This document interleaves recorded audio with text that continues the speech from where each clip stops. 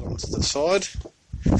It's the main compartment where Mum and Dad's bed is. Good healthy sized storage box. So continuing around, kids' room. It's our main annex area. Nice and large. So, dinner table. It's our kitchen there. Nick's opening up the fridge. That's where our big fridge is. And here we have the pantry and pots and pan storage. So 2 big slide-out drawers there. Sink, stove, cutlery drawer under there.